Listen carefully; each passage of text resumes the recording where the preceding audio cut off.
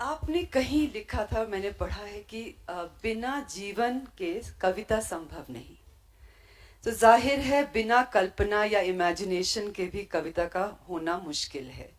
So how does a poet, how does he walk this slippery path between real life and poetry and imagination on the other side? This whole every poet creates his own parallel universe.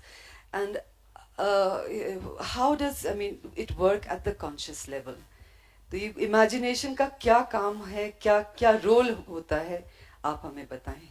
You have asked a question which would take me about the whole forenoon, but let me say that the poetry is really born out of a love and lure of the world. Anybody who does not love the world, or anybody who is not lured by the world, cannot be a poet. So it's really born out of that love. And secondly, for a poet, the line between the so-called reality and imagination is very thin. He who has a very clear notion what reality is and a very clear notion of imagination is also unlikely to be a poet. A poet is one who imagines reality and therefore bridges the gap between the two.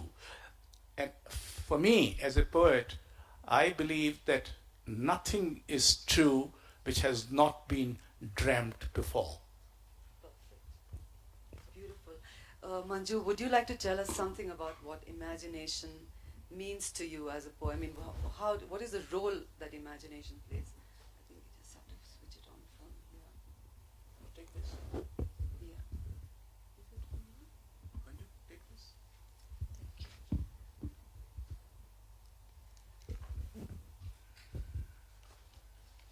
For me, I would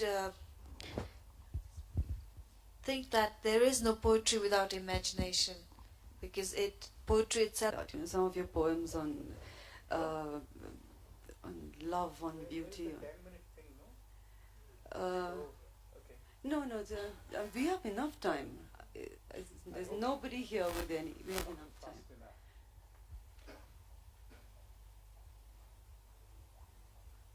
When I was a young student, I had a textbook in Hindi called Yadi Ye Bol Pate. It contained essays and poems by those who would normally not speak. For instance, Taj Mahal speaks, the Himalayas speak, a river speaks. So I got this notion fixed in my mind as a young boy that one of the jobs of poetry is to make those speak who do not normally speak, at least not in the human tongues that we know. So this is a poem of that ilk. चिड़िया की प्रार्थना. न मेरा न कोई ईश्वर है, न देवालय, न कोई अनंत. मैं तो इन सब पर चहकती फुदकती हूँ. मेरे लिए काल अन्न का एक दाना है जिसे मैं प्रसन्न होकर चुकती हूँ. मुझे पता है कि मैं थोड़ी देर के लिए हूँ, इसलिए मुझे कई बार बहुत देर तक बने रहने के जतन समझ में नहीं आते. मैं तो किसी और से नहीं, अपने से ही चाहती हूँ कि एक दिन उड़ूं और उड़ते उड़ते हमेशा के लिए ओझल हो जाऊं उस आकाश में जहाँ सूर्य के बगल में बैठकर तापा जा सकता है और देवता बहेलियों की तरह ताक नहीं लगाते. बहुत अच्छे. चिड़िया.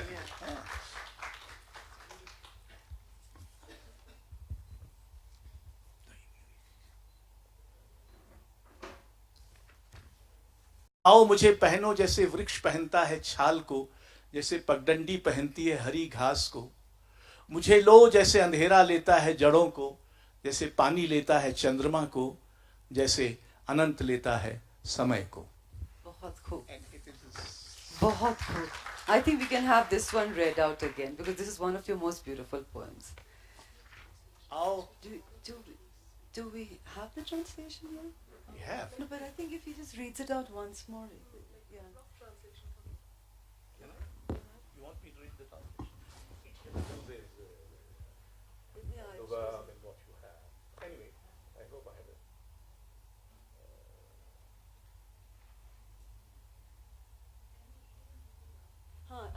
the translation and then we'll read it in Hindi once more. It's a beautiful poem. Okay, that can be done. Since you told me that we don't have to read. And you never prepare. Come as darkness comes to darkness, as water meets water, as light dissolves in light. Come, put me on, as the tree wears the bark, as the pathway wears the green grass. Take me, as darkness takes the roots, as water takes the moon, as eternity takes time. Beautiful. And now we want the Hindi once more. Ek baar aur. We have an indulgent interlocutor, and she is sort of imposing her taste on you. I can't help it. But I'm sure everybody's enjoying it.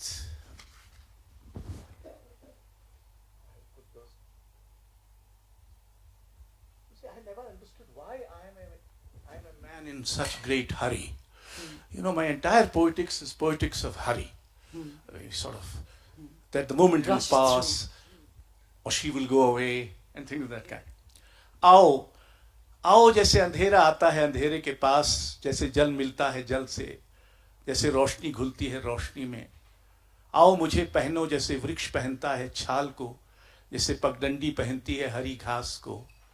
मुझे लो जैसे अंधेरा लेता है जड़ों को, जैसे पानी लेता है चंद्रमा को, जैसे अनंत लेता है समय को. बहुत अच्छे. बहुत अच्छे. Yes, definitely.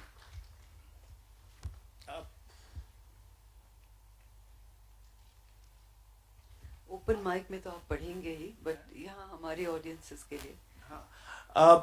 I have a grandson who's now, of course, 15-year-old.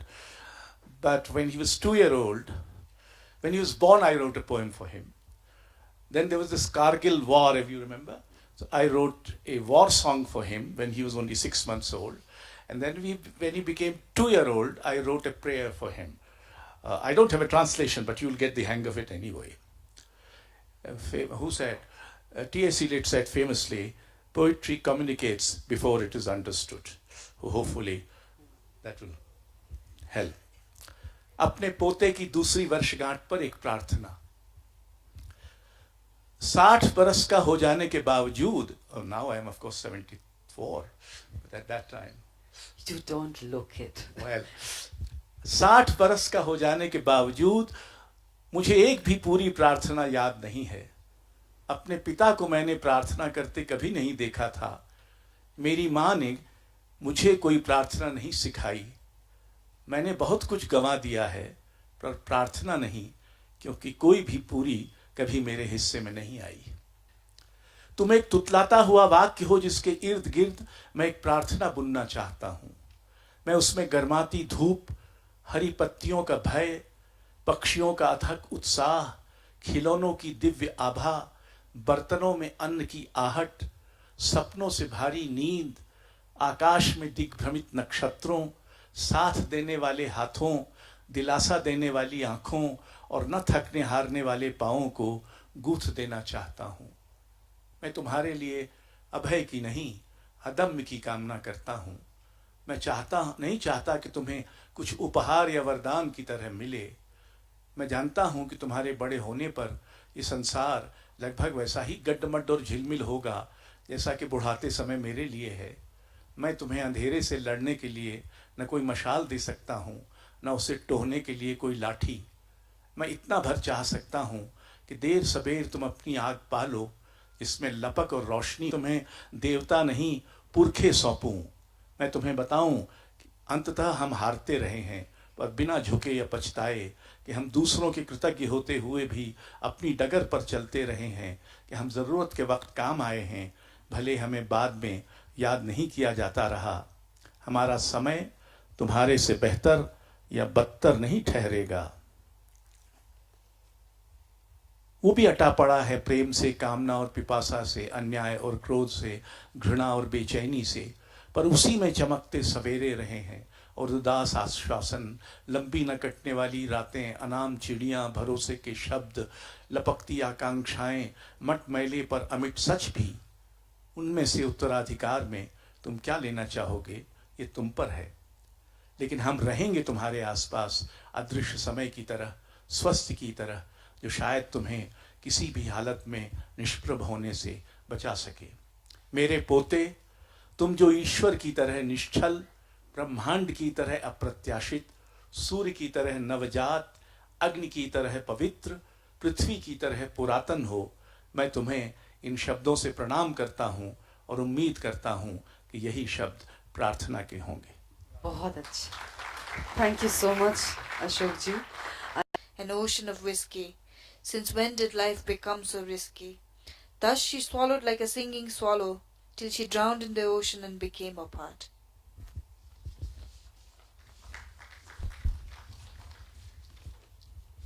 This one is called Lovers and Their Lies. If I could look into your eyes and not see the lies, perhaps I'm in love. You said that thrice. 3 little words that to lovers mean the world, and the third time I knew it better than murmur of prayers. They were there in your eyes. I could read those and not the lies. Liars lie with their eyes, lovers love with their heart. What is so new about it all? Love and deception are the best of friends. Love remains while the lover cheats. In the end, in hell we shall meet. I wear my breast and my bones like it was the best apparel I chose. If there was another form I could be, would I sing a song as an ant looking into another ant's eyes? Only a woman could see lies in a lover's eyes and believe them until love flies. Beautiful, beautiful. I think you can read another one. We have 10 minutes. Yeah. Would you like to read one more? Yeah. This one is inspired by a TV series called Life by BBC. I'm also a conservationist, so I like to use animal imageries in my poetry. So this is one of my trials. Modo and the dodo, one gone, the other from the Jurassic. Scales and fins, flying fish in the ocean. Thoughts pass in and out, a bin inside messy trash of thoughts bought and discarded. Stars are out twinkling. I hear a little song, the same old rhyme. Twinkle, twinkle, little star. We all know the rhyme too well. Why is it that I still wonder why you're a diamond in the sky? Beautiful. Thank you so much, Manju. I think I have. Do we open up for the audience? Would you like to ask questions? Or if there are no questions, I have one last question for both of you. So, is there anybody in the audience who would like to ask a question? Okay, so I have this, since we're talking about imagination and reality, writing poetry is a kind of running away from reality, which, it is yet rooted in reality and it's running away from reality. So what do you think, in terms of the future of poetry and in terms of, poets will exist for sure, there's no doubt about it, poets will exist. What about the future of poetry? And how, yeah, so When a question like that is asked, it's already positing a shadow that poetry doesn't have much future. And this has happened in what you have. You can't go into a shop and open, touch a thing that you want. They are all caged. So you have to ask for it. I want a toothpaste and thumbnail. Now there I landed up, and we had the inaugural session in a hall which is about 10 times the size of this hall. And we, 5 of us, because a poet from India was going after a very long time, so I was featured also in the inaugural session. And I asked the director that how many seats are there? He said 1,900. So I said, you will have so much audience? He said, we are short of space. Sabha Sammelan. When I landed up, I had never seen a pandal so large in my life. Lakhs of people. And there were finally, it turned out, that 3.5 lakh people. Wow. So, thirdly, we are a really shutting me up. Thirdly, we are a minority. Even in this festival, Yes. this is the only event relating to poetry. Poetry, The yes. rest is all other more important things. So we know that we are a marginal tribe a marginal activity, which gives us both a certain amount of humility and once in a while a degree of arrogance, both together. So, would you like to say something about the future of poetry? I think we have about a minute to go, right? Yes, take your Yes. The future of poetry, like Sir said here, it's rather bleak compared to other forms of writing. Even short stories, for that matter, has been waning away. But poetry, as long as life is there, I think there is love for poetry that will exist. But it would. It seems that people are losing faith in poetry. There has to be a. Thank you very much, Neeta, Manju, and Mr. Ashok. If you'd like to listen to more poetry, please join us tonight at the open mic night at Mojo Park. It's at 6:30, and you'll see more of Manju and Mr. Ashok and other aspiring poets as well. You'll see Satan as well. And see me as well. That's why I'm advertising, actually. But anyway, our next session, speaking of Hanuman, discusses the many faces of the monkey god. Arshia in conversation with Namita and Dashokarma Ura. Arshia's adventures with Hanuman is the latest testament to the lasting appeal of Hanuman. And she's a writer, publisher, and the co-director of the Jaipur Literature Festival and Mountain Echoes. And we have Dashokarma Ura, the director of Center for Bhutan Studies, who earned his undergrad degree at Oxford University and his master's in philosophy of economics from the University of Edinburgh. He was bestowed the honor of Korlo Wheel of Dragon Kingdom by His Majesty for his contribution for literature and fine arts. And Dasho will talk about the creation myth with baboons. This is pretty interesting. Monkey in astrology, monkeys in the holy biographies, and monkeys in arts and theatre.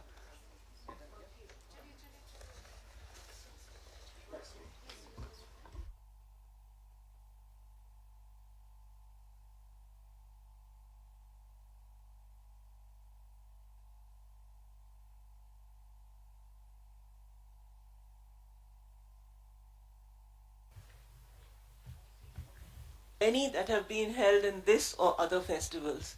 And I'm fortunate to have two very, very dear friends who I respect and revere here on the stage with me. It was just 6 days ago. Is a Hanuman Bhakt like me. She has a special reverence for the monkey god. And indeed, the Hanuman has guided me through some of the most difficult periods of my life with his pragmatism, his energy, and his hope. And as Dashokarma Ura will tell us, his compassion.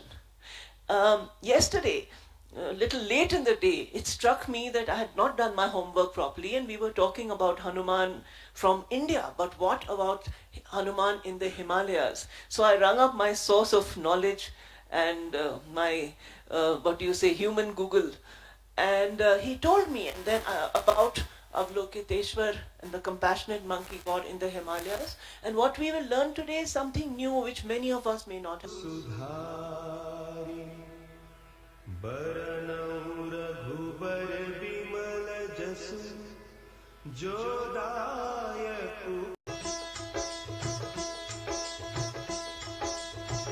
Jai Hanuman Gyan Gun Sagar Jai Kapis. So, to begin our session, Arshia, could you tell us about the Hanuman you know, you have studied, you have encountered? Good morning. Thank you for being here. I feel so honored to be on the same panel with Sir. Because one of my obsessions also with Hanuman has been how does Hanuman appear in cultures outside of the dominant Hindu culture in the subcontinent or in India, certainly. And I did very, very little. I mean, really and truly. If you ask my mother, how come your daughter's so interested in Hanuman? She'll say, she was bitten by a monkey when she was 3 years old. You have some injury, fine. But then I was doing my master's in the US, and as part of it, I just started to work on Hanuman at that time, and I needed to complete my master's thesis, I needed to translate the Hanuman Chalisa. And I couldn't find one. This is the 1980s. This is the dark last century, you know. Everything was not on the internet. So there was one copy. Fortunately for me, I was studying in Washington, D.C. And there was one copy in the Great Library of Congress. So, you know, I'd go there every day and I'd read it. But when you're translating something, you can't have it in the library. It has to be with you, you know, you have to put it under your pillow when you go to sleep, you have to hold it, you have to own it. It can't be this dried up, well, I'll go and for 3 hours I will translate in this beautiful building. So anyway, I was sort of trudging along, blah, blah. And one day I was walking to school and there was an Indian couple on the other side of the street. And, you know, I was 22 or 23 or something. And I was like, you know, I don't talk to other Indians in America. I have not come here to talk to Indians. So you typically avoided my countrymen. But I crossed the street and I said, Namaste auntie, Namaste uncle, small talk. I said, ha beta, how are you? I said, oh. And I never saw them again. I don't know if they were real or whether Hanuman appeared in their form, you know, to cement his relationship with me, to make sure that I never thought about, you know, giving that same devotion to anybody else. I think he's a very possessive monkey. So, you know, through my life, he just shows up. And every time I think, what's the big deal? Boom, I got a slap across my face. Like, here I am, don't you forget it. I finished translating Ramayana in 1996. Again, it was the last century. So there really was a thing like a manuscript, you know. It's a huge, like, chunk of paper. And I was getting ready to send it off to Penguin. And I called the courier, and the courier was going to come and get it. And I was in the kitchen. We lived in the middle of Bangalore, in an apartment in the middle of the city. And I'm in the kitchen, and I'm doing whatever, I don't know. I hear my husband shouting. And I was like, oh my God, something has happened. You know, he's hurt himself or something. And it's twilight time.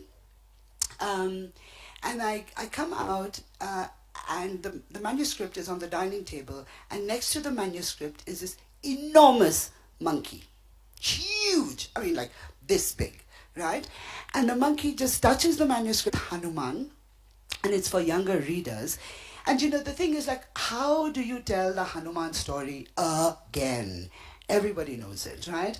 How do you also, in some way, acknowledge the presence of magic in your own life?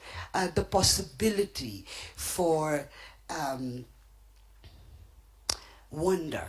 And, you know, it's not only children who experience wonder. I mean, I wish that everyone in this room always has the capacity to feel wonder. So this is a story about a little boy who wakes up one night and finds Hanuman sitting on his bed.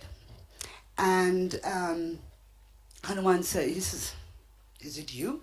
And Hanuman is like, yeah, it's me. So Hanuman says to him, now, how can we bring some excitement into your ordinary life? What would you like to do? Where would you like to go? Who would you like to be?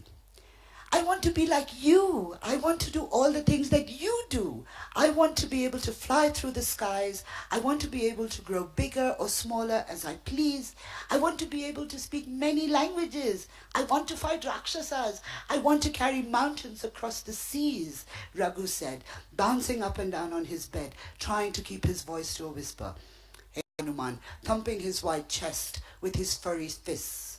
Well, then, what can I do? Said Raghu, dejected. What's the point of his being here if I can't fly and fight with the Rakshasas? He thought. You can come with me and ride on my back while I do all these things, Hanuman offered, seeing how disappointed his new friend was. But you've already done them, said Raghu. The Ramayana is over. Sita has been found. Ravana has been defeated. Rama has come home to his kingdom. What's left to do? Ah, that's not quite true, said the monkey. The Ramayana is never over. It's always happening. At any given time, someone, somewhere in the world is telling the story of Rama. Of course, they're also telling my story, he laughed, and mine's the better story. Look at all the things I did. I flew through the air. I killed Rakshasas and Rakshasis. I set fire to Lanka. Yes, yes, I know all that, Raghu interrupted hastily, worried the monkey would start boasting about his exploits again. As I was saying, the Ramayana is always happening, so I have to be around all the time. I mean, how would it all work out if it wasn't for me? Who would find Sita? Who would set fire to Lanka? Who would bring back the magic Sanjeevani and the Dronagiri mountain with it to save Lakshmana? Raghu rolled his eyes.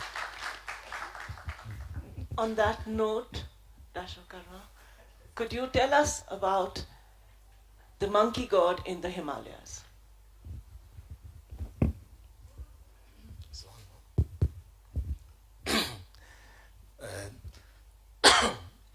First of all, Namita's kind but very distressed invitation to me yesterday brought me here. I had no plan whatsoever, and unlike Madam, I also have no specialist knowledge on monkeys or divine monkeys. Monkeys do make Bhutanese talk a lot these days because of their theft of crops. And there are very interesting sayings about monkey, analogies of monkey applied to human beings. It's also used widely in proverbs in Bhutan. One example is Chamagi Toza Chakalo Dofo. The golden langurs eat the crop, but the stone thrown by farmers fall on the white langurs because they are not so, the red golden langurs make away quickly and the scapegoat becomes the white langurs. Another saying is applied to selfish people who appear now much more frequently in commercial part of Bhutan. Water doesn't leak from the hands of the monkeys. They're so tight-fisted. But I think Namita should not have found difficulty in finding Bhutanese who can talk about primates. Anyway, I'm here, and when I was thinking about primates and mythology this morning, actually I found that there are not much sources in Bhutanese literature. A lot is there in Tibetan literature, it seems, and so we are influenced by that. So I think in the course of this morning's discussion we will talk about primates or baboons, monkeys, langurs in Bhutanese arts and theaters, in holy biographies, in creation myth, etc. So I don't know where to begin. Which I have 15 minutes. Okay. I think I think the first is I think the monkeys in astrology, which I don't understand fully, but I can give you some information, and that the lunar calendars or the Tibetan calendars, Bhutanese calendars, divided since 1024, when it first began, into 60-year cycles, 60 years broken up into 12 years and 12 years, 12 years each, and 12 years into 12 months, and so on down to the daily 24 hours. And certain parts of the day, at the shortest level to the longest ones, are dominated by signs and symbols of horoscopic animals, among which monkey is one. So it seems that from 2 to 4 is the hour of the monkey every day. Every day. And in certain methods of counting the lunar days, 13th and 7th and 9th are the monkey days. In the 12 months in a year, the 5th month, this is 3rd month in lunar month. The 5th month is a lunar month, no, the monkey month. And amongst the in the holy biography of Guru Rinpoche, for example, which we celebrate with virtuous behavior on 10th of the 5th lunar month, 10th of the 5th lunar month is the birthday of Guru Rinpoche, for example. So I think from this you can deduce the 5th month or the monkey month is considered slightly holy than the rest. In the holy biography of Buddha, typified by 12 turning points in his life, starting from his conception, divine conception, to his parinirvana. One of them is an incident that takes place between a monkey and a Buddha at town of Magadha, when the monkey offers honey to the Buddha. Why that is considered a turning point is something still to be analyzed seriously. I have not found actually.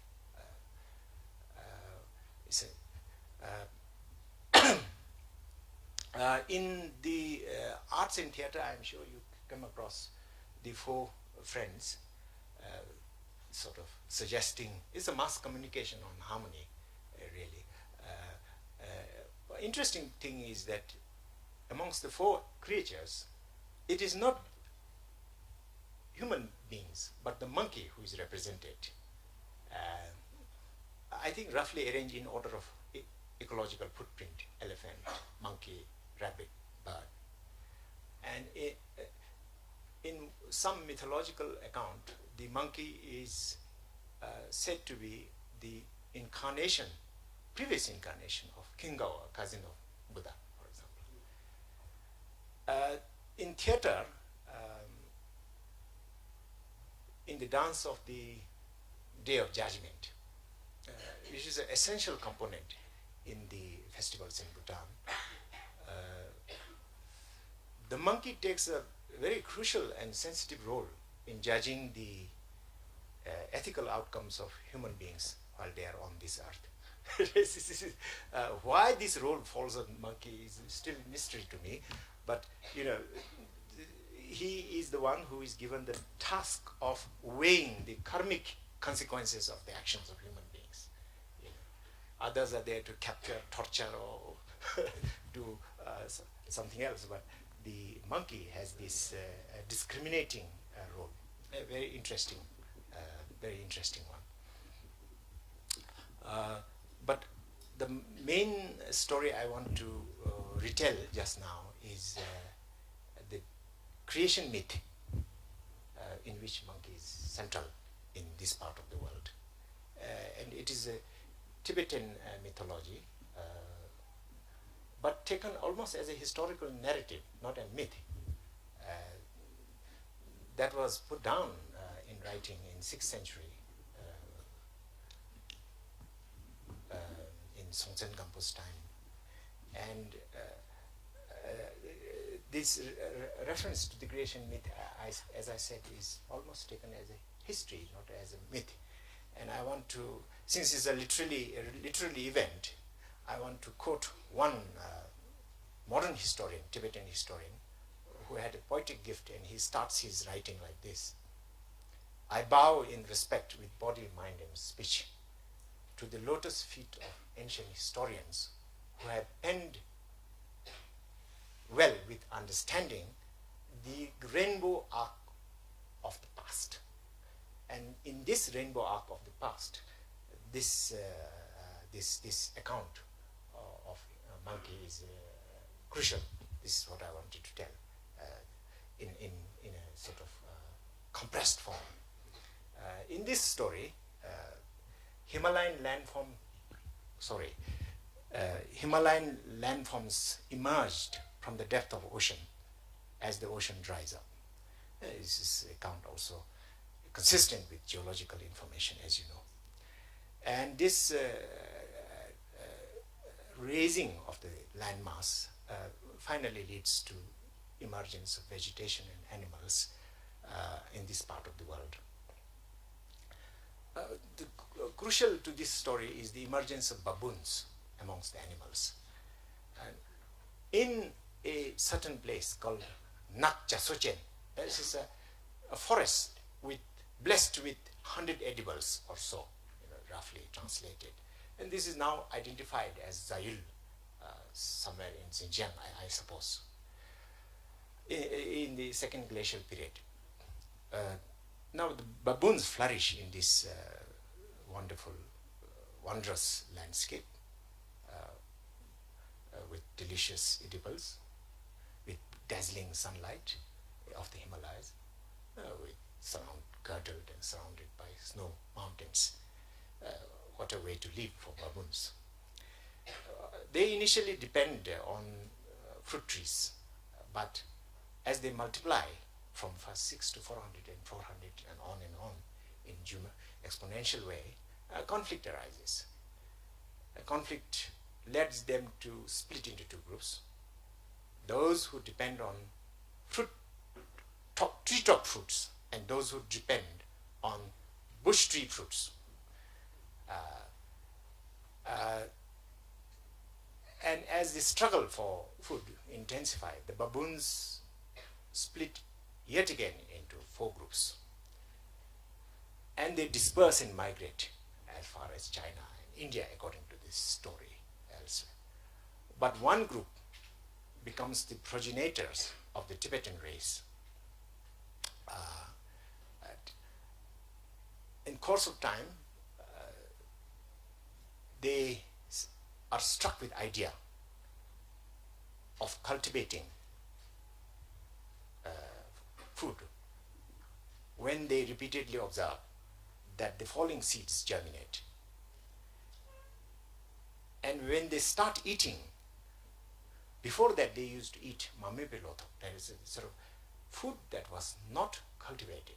We still do, and that is the idea of a paradise actually, where we can enjoy uncultivated, unplanted food without human labor. But now they start cultivating, and there's the time they shed gradually furs from their body and they become more humanite-like, according to this story. Ultimately, of course, they get 5 cereal seeds from Mount Meru, which is associated with Kailash.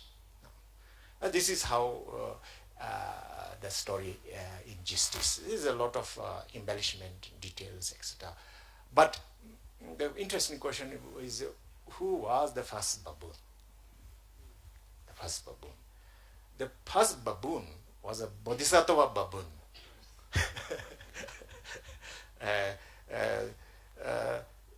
And in this story, the first baboon is materialized, is a projection of the God of mercy and compassion, Karuna, Avalokiteshwara. Initially assigned in a cave to meditate in austerity, in celibacy. But the story gets exciting. The bodhisattva baboon is approached with design for seduction by a rock being, female rock being, it is said. Sinmo, but I think it's not demon actually. It's not demon. We still are not very clear what this term means really. And the bodhisattva baboon then refers back to Avalokiteshwara, whether he should consort with the rock being, female rock being. And this is Avalokiteshvara approves of this union between these two beings, and that is how the descendants of baboons start. Now, in this story, the bodhisattva baboon is said to be, as I said, is a emanation or projection of Avalokiteshvara himself. And the female rock being is said to be expression or emanation of Tara, the consort of Avalokiteshvara. Uh, uh, so so so uh, so uh, so this the Tibetan race is a product of Avalokiteshvara and Tara, and hence the Dharma is the emanation of Avalokiteshvara himself. You know, what to make of this is an interesting thing, really. Does it suggest what governance should be, what political leader should be, what Mr. Modi should be, or Prime Minister Sri Tobe should be, etc. Anyway, I'll stop here. No, what I'd love to, which has been so fascinating to learn all these new thoughts, for me at least, and I'd like to know from both of you where Hanuman and the monkey race in India, where they would fit into the genealogy, the mythology of this. Could you tell us, Arshia, or could you suggest where Hanuman fits into this story? Well, the further east you go in India, by the time you reach Bengal, and the Ramayana story is being told over and over again, the big change is in Hanuman, because he stops being a brahmachari, he stops being celibate, and he becomes a very, very sexually active being. And he has, children. A fish swallows a drop of his sweat, and even his sweat is so potent that, she produces a Matsya Hanuman. And the further east you go, Hanuman becomes responsible for progeny, really. And then the track that I can see is that, and then by the time we reach China, and he comes back as the great white ape in Journey to the West, he is celibate again. But between the east of India and the west of China, he's seen very much as an ancestor. I don't know if it's Hanuman, but certainly a Hanuman kind of monkey is responsible for who we are, which of course gets very exciting to scientists, because they, we knew about evolution well before the West did. I don't think that's the point at all. But I do think that there's something very compelling about the figure of the monkey, because they're so anthropomorphic. They are so much like us.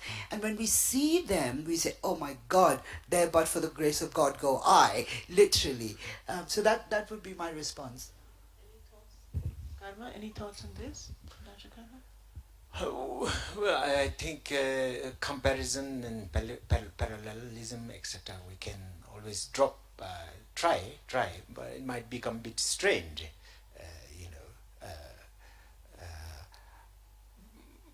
but all these stories to me suggest,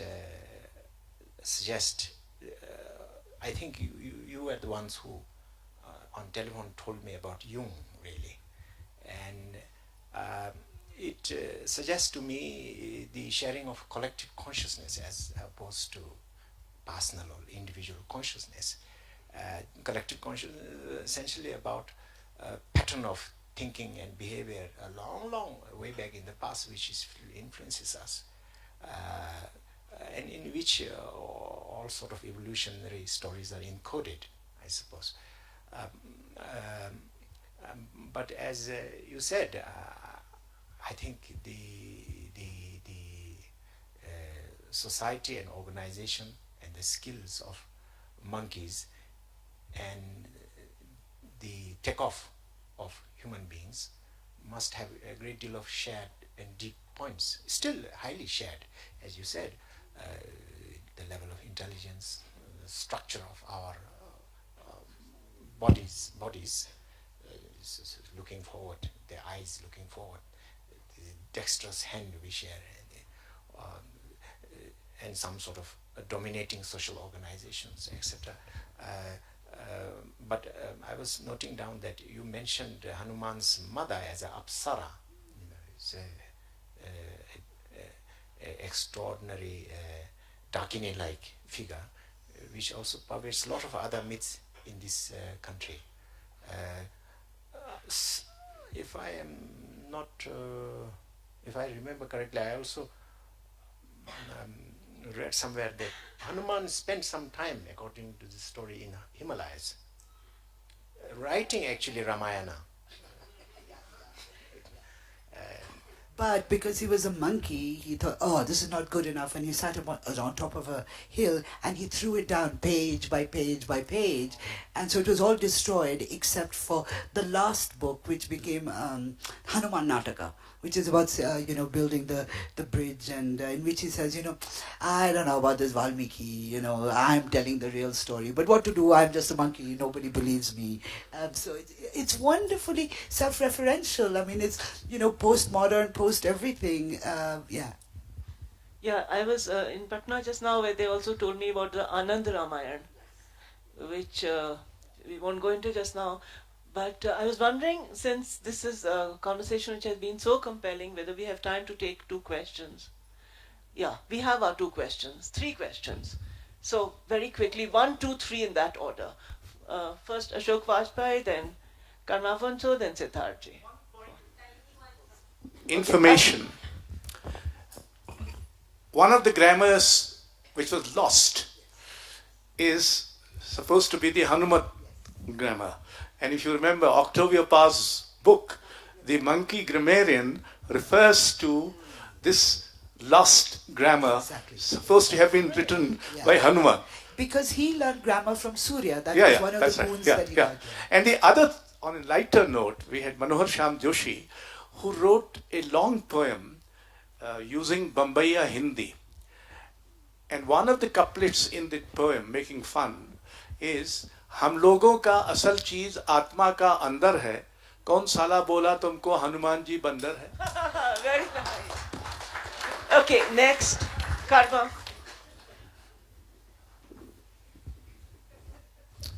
I just want to comment on the relationship between literary creation and historical narratives, and especially the role of monkey.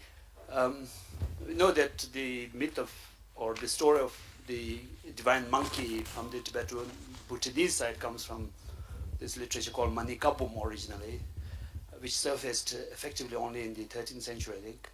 And then Hanuman comes from Valmiki's Ramayana, and the Chinese monkey comes from another literary source. But even if they are topics of literary creations, I don't know if we can totally discount the historical relevance, in that I have more faith in human memory.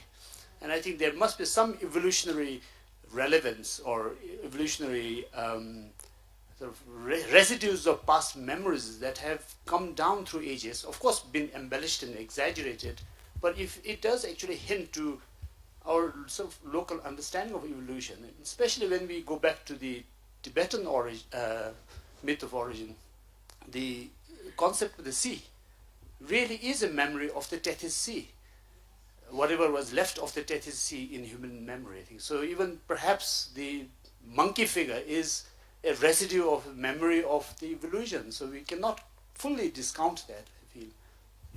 That's very... May I just respond to that in a sentence? I think you're absolutely right to remind us that, that memory does play a part in the way we see ourselves, not simply as individuals, but as societies and cultures. But I think it's precisely memory plus imagination that creates literature, as Vajpayee was saying earlier in the morning. So to never underestimate the power... the power of technology. Never underestimate the power of imagination in our constructions of ourselves, and the sort of the enhancement of a historical narrative by literature. Again, as Vajpayee was saying in the morning.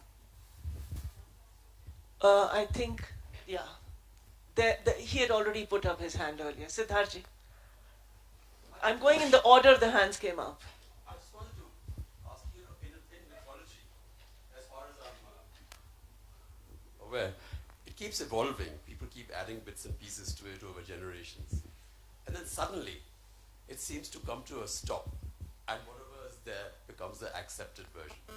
Now, many of the things, not only the accepted version, but the accepted theology. Now, for instance, the explorations that I've heard, actually for the first time in my life, in that way, suppose they were to be exposed and extolled across the country. would our understanding of each other, of human being, not expand hugely, and will it not come into direct contact with the powers that are going to be from 26th onwards? Okay. And one more other question that which is a light-hearted vein. Everybody in Delhi, at least, keeps feeding monkeys all the time, and they've populated. There are more monkeys in the government buildings than bureaucrats. I don't know which are more useful, but what can be done about that? Well, that we've got exactly 1 minute left, so I'll quickly give my take, and maybe Arshia will. And both Arshia and I, in our different ways, have been working on mythology. We did In Search of Sita. She's done so much work because in India, mythology is never static. The gods are alive. And as long as the gods are alive and it is not static, we can keep reinterpreting it in a liberal, progressive, real way. The minute mythology becomes closed, a society is in danger. This is exactly what we discussed in the last session some time ago. And so I agree with you, these stories have to be told and retold, interpreted and reinterpreted. And I think we are through now. I can see people looking kindly at their watches, and the conversation can continue over tea, over the two people who still have their hands up. Just one piece of scientific information. Chinese did find a fossil of mammoths in Tibet only last year. So, yes, I also agree with Namita. I think the fossilization of things like this starts when we believe too much in text. That's the lesson of the festival. Believe in imagination, not in text. A clap for that. Thank you.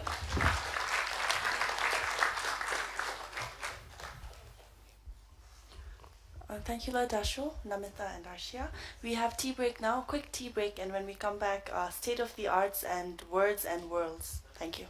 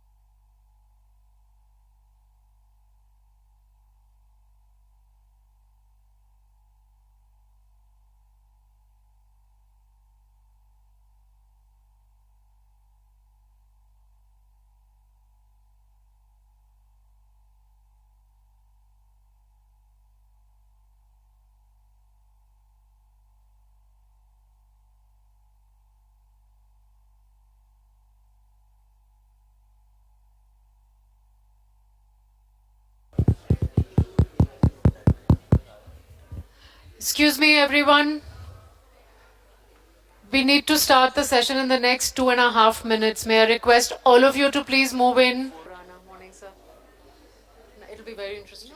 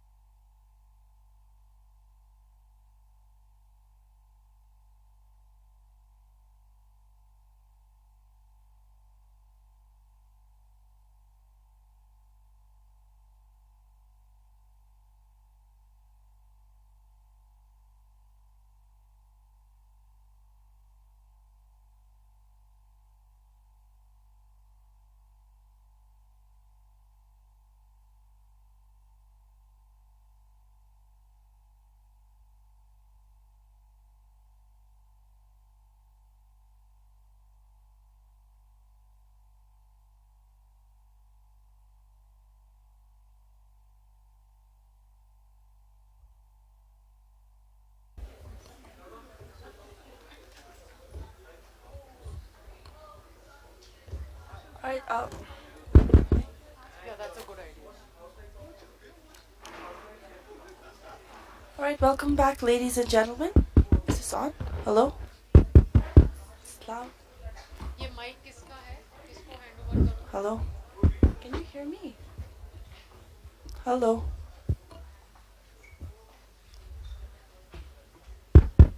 Chica jamchi meme. Hello.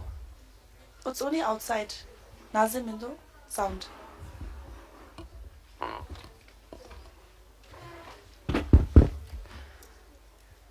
Welcome back, everyone. To begin with the next session, new media, new forms have caught the attention of artists, curators, and art institutions. This session will outline newer forays in art practice across these mediums, as seen through the eyes of an artist, a curator, and an archivist. While the potential of newer technology is well articulated in public discourse, the creative process, its dissemination, and storage are key issues that the art world has to grapple with.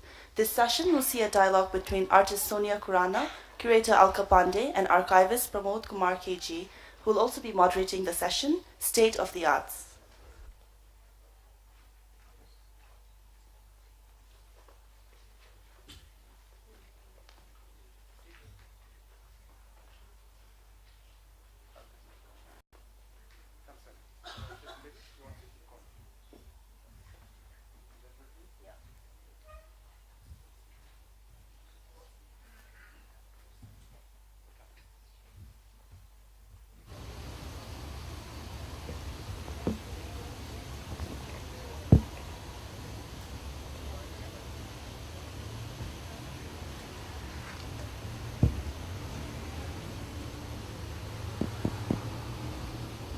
Hi, good morning.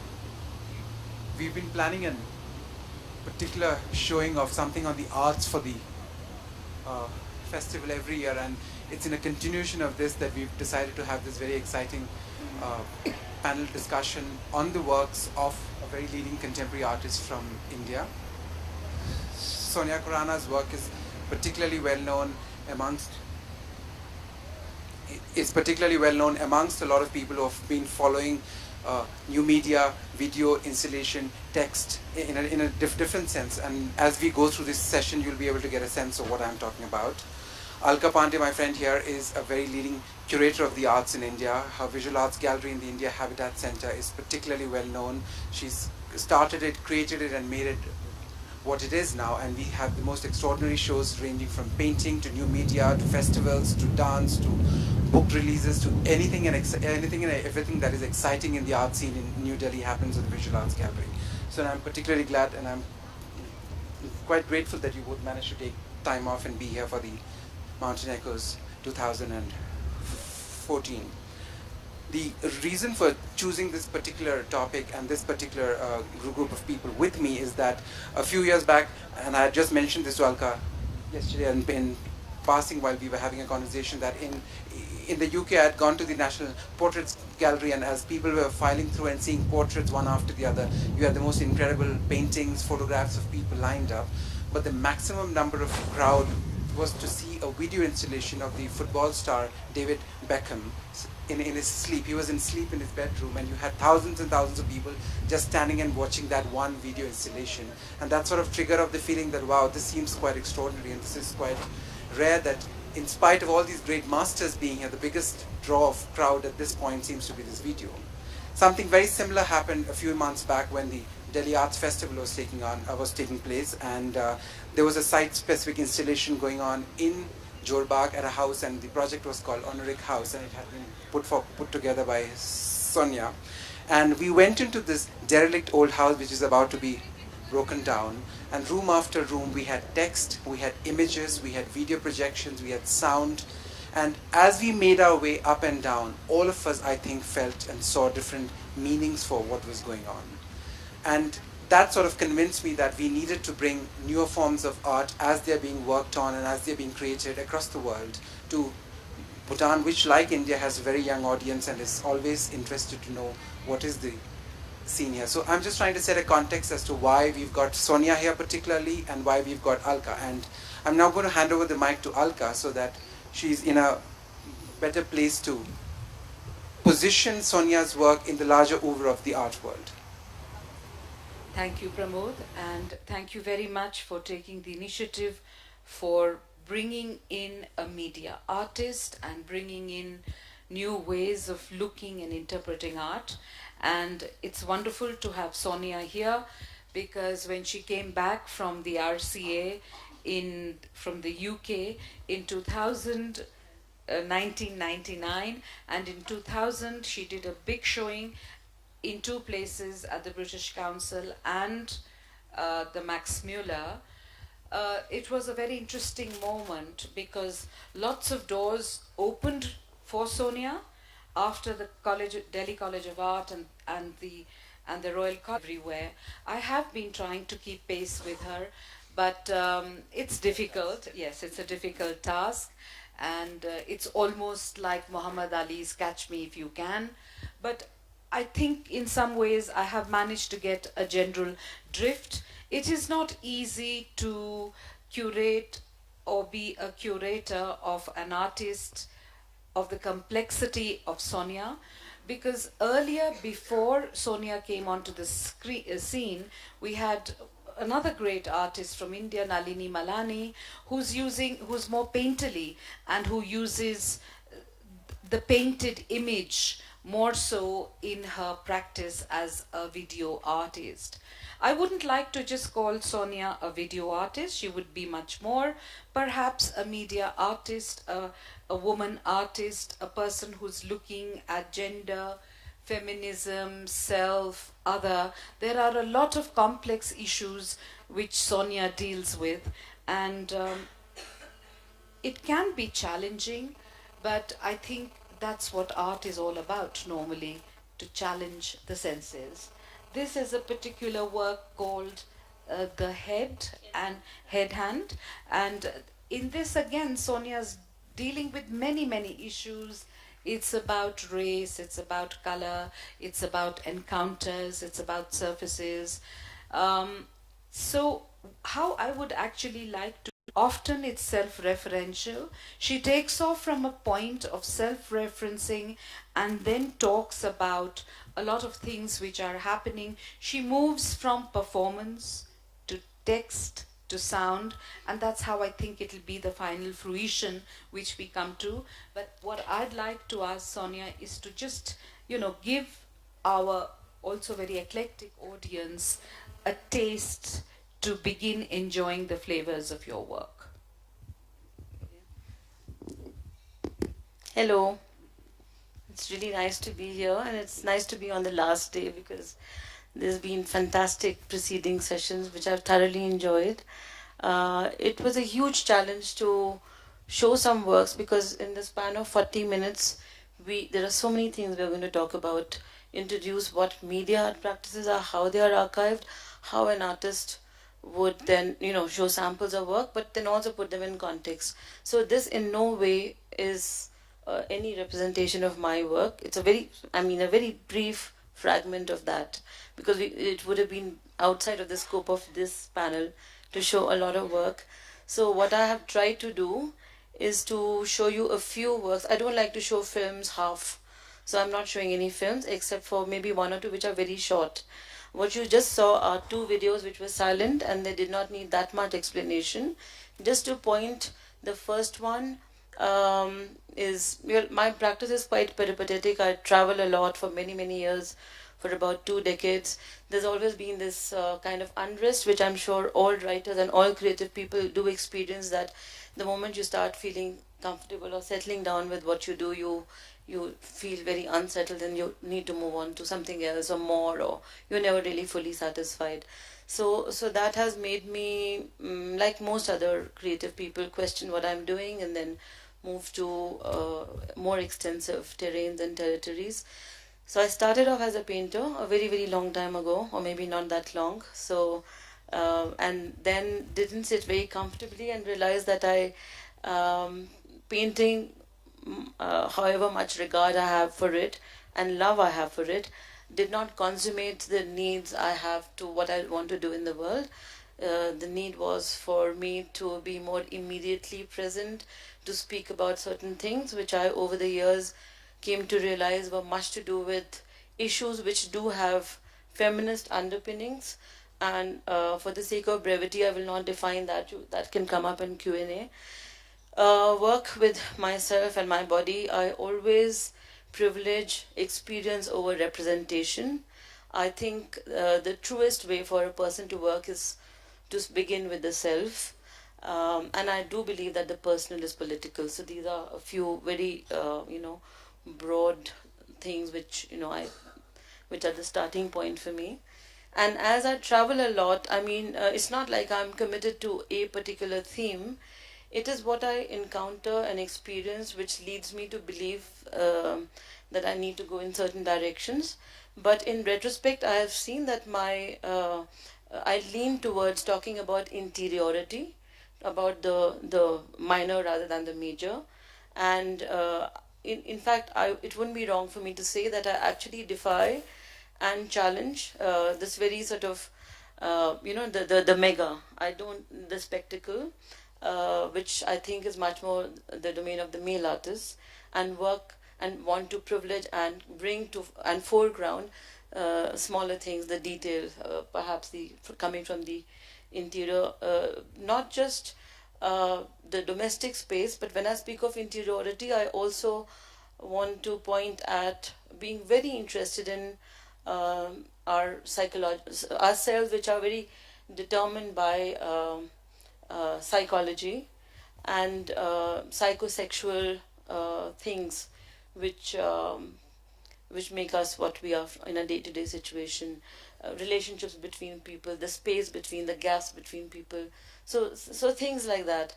And in the more recent show, which I'll only be able to show you a snippet, a lot of concentration and a lot of attention for about 8 years has gone into trying to talk about what Sudhi Tharu pointed at, the space of the non-consensual reality. So one could also say perhaps madness, or some states of being which are not accepted as norm, but in a very subtle and oblique way. And for this I use sleep as a metaphor and sleep-related afflictions as a metaphor. That's the last work I will show. I'll trace a very brief trajectory, starting with one of the early videos from 1999, which then became quite iconic. Yeah. So Amir, Bird, please. Now, Bird is a silent video. It's very short. It's a short film. It's been, I'm told, it's the most widely viewed video from South Asia. So that I'm proud of. It's a black and white silent video. It was made while I was at the Royal College of Art in 99. Actually, I made it in 98 in London.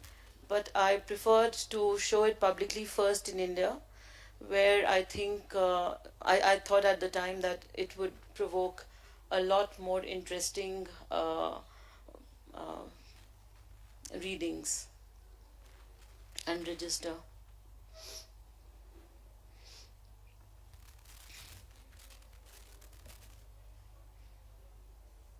So this has been filmed by myself.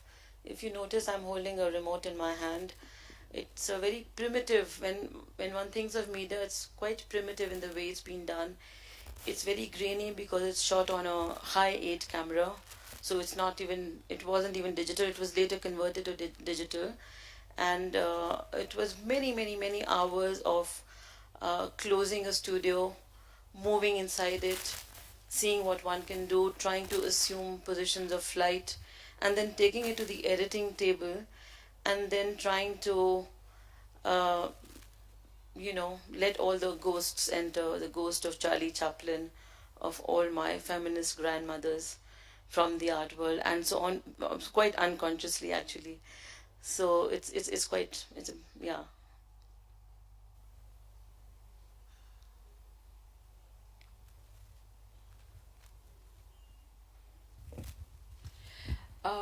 Can I ask you a Yeah, yeah, yeah. question? This was very, very bold. We go back to 2000 in Delhi showing this. What was the kind of reaction you had from people who watched the video? Because the kind of videos, that was Vivan, there was Nalini, and here you come with, referencing your body, bringing in the act of performance, enactments. What did you think that people actually understood what you were trying to do, or was it more of looking at you like a voyeur or a flaneur, or Well, in this, not a flanner, certainly not. But uh, well, now when I talk about answer this question, it is with all that's happened in the last decade. So can we stop it there? So actually, Bird was not received very well, and at the same time, with a very few people, it was seen as something of a, yeah, something, yeah, yeah, it was very good. yeah. So on the downside, a lot of doors closed in my face, galleries and so on, and I'm not sure if it was only the fact that it's a naked woman's body. It's also because it was video, which was very in the late 90s, was seen in a very limited way within the art world, in the art space. It's also, there were a number of issues. Also the fact that this is a certain kind of a body which is not really shown, especially in the West. So in India, the taboo, mostly spoken or unspoken, the taboo was that, or the disgruntlement was that it's a naked woman's body, whereas in the West, the kind of reaction or negative reaction which came back to me was often, how could you show a fat body? So it was also that. So there was a mix of all of this. However, in the so-called informed art world, among art theorists or art, people so there were a number of people who also appreciated the work a lot.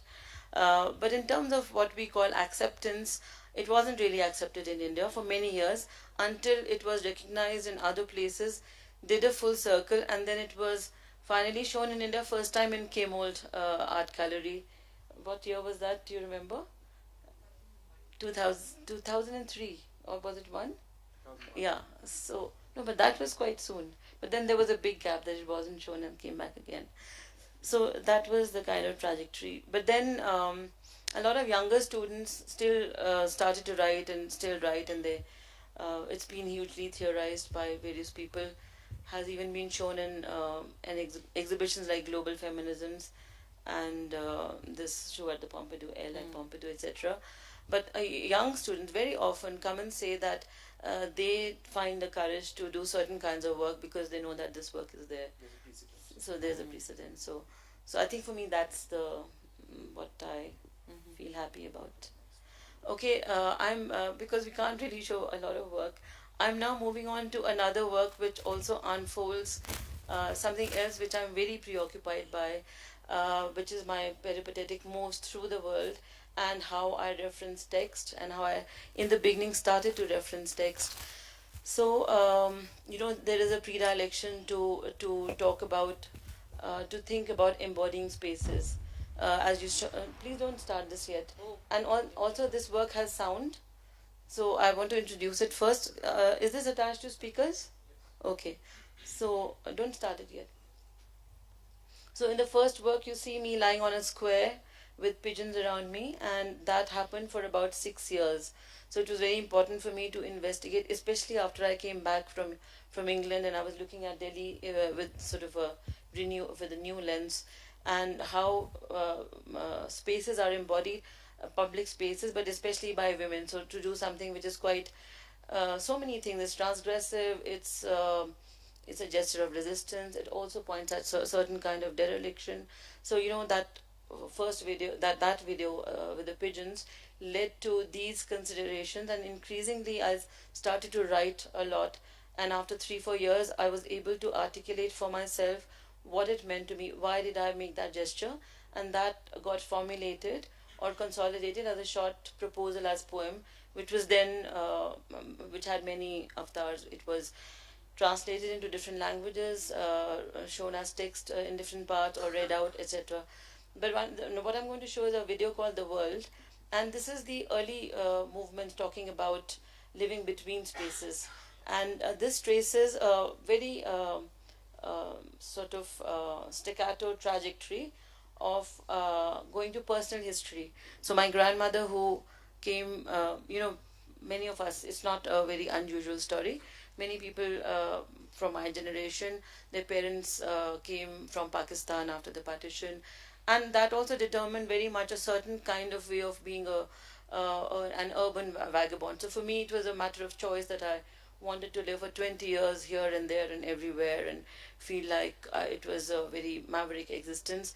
But one of the reasons I thought it could be that this kind of migrant situation which my grandparents and parents had to face. But I wanted to talk about it in a way, with a very stoic tone, not so much the tragedy or the drama of it, but just the feeling of what that passage meant. And I then I found myself leaning on some of the writings of Trinity Mina, a Vietnamese-American musicologist and filmmaker, whose film Reassemblages, in which she talks about hut as a roundhouse, and quoting Bachelard on roundness. So I took some quotes from that as a starting point and wove this 7.5-minute video, which is what I'm going to show now.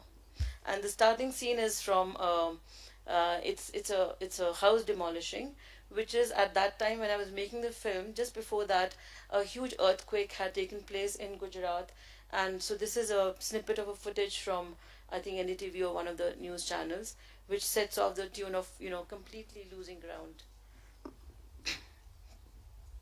Do we have sound? Okay. Can we have the sound louder, please?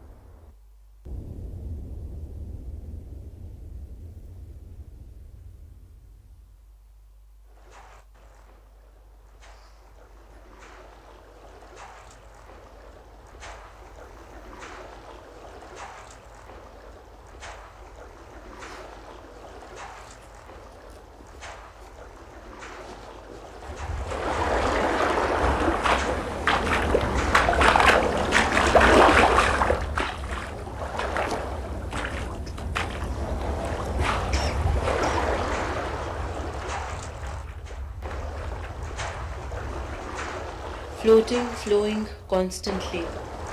The house suspended between water and sky.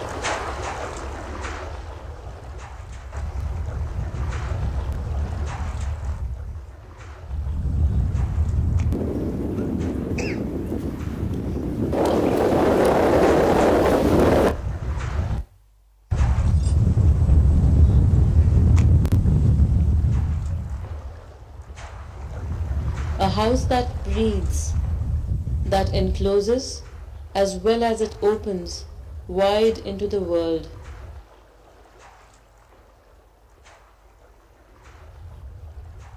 The world is round around the round being. The world is round.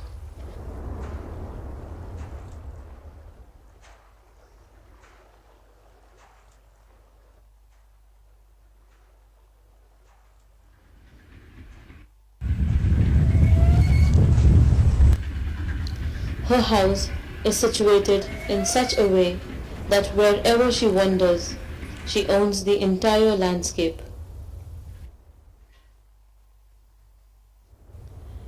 Watching her through the lens, I look at her becoming me, becoming mine.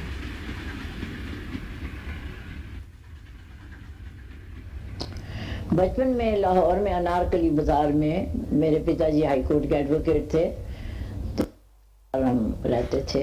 Anarkali बाज़ार में घर था कि उसके 2 stories थी। नीचे वाले में 3 कमरे थे और फिर ऊपर जाके ऊपर भी 2 कमरे और आंगन था, किचन था, बाथरूम था, स्टोर रूम था।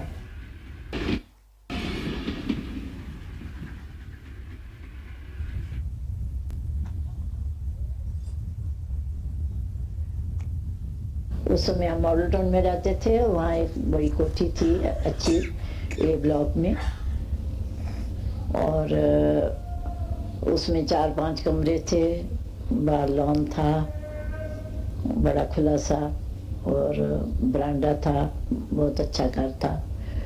ऊपर छत थी बहुत बड़ी। जब हम रावलपिंडी से लाहौर गए तो उस घर के बाद वो 2 स्टोरीज का था। नीचे 3 कमरे थे, ऊपर भी 2। उसके बाद फिर हम वो घर बदला कुछ सालों बाद और फिर एडवर्ड्स रोड पर आ गए। खूब खुला, धूप, हवा, खिड़कियाँ थी। घर में पिताजी को शौक था गाय का दूध बच्चे पिए, तो उन्होंने गाय रखी हुई थी। तो उस गाय की सेवा करने के लिए एक सेवक नियुक्त किया गया था। वही आके दूध दोता था, उसकी सेवा करता था, और उसी का दूध, उसी का गाय के दूध का वो दही और मट्ठा और वो बनता था। और फिर हमें जब ये दंगे शुरू हुए तो मॉडल ऊपर छत से हम देखा करते थे, आगे लग रही हैं शालमी दरवाजे, दूसरे दरवाजे जितने लाहौर में सारी आगे हम दिखाई देती थी खूब, क्योंकि 15 अगस्त को बना और हम जो हैं 27 अगस्त को वहाँ से आए।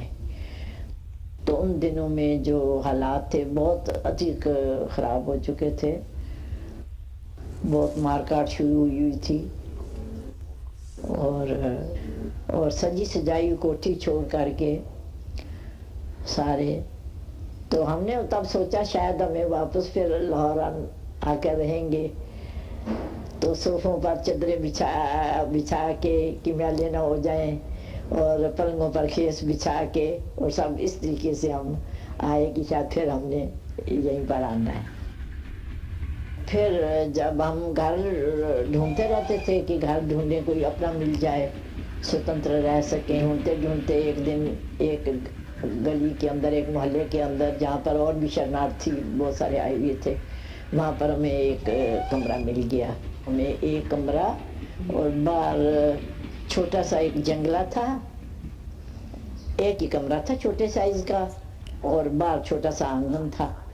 उसी आंगन में ऊपर टीन की छत डालकर हमने थोड़ा सा किचन का कर लिया प्रबंध, और उसी कमरे में एक कोने में नल लगा हुआ था, वहीं पर स्नान आदि। Her homelessness consists in this, that she still does not even think of the real plight of dwelling as a plight.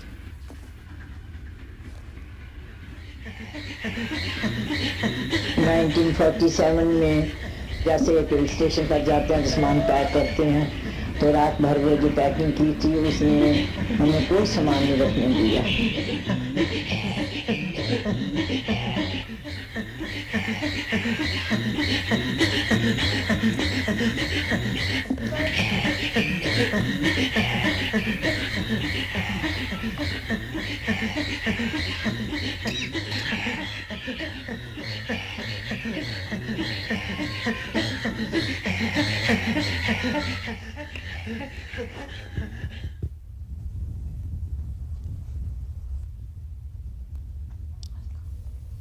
It is said that the earth is blue like an orange, blue like an orange, and orange becomes earth, earth becomes sun, sun becomes water, water becomes sky, and blue becomes orange, like the earth.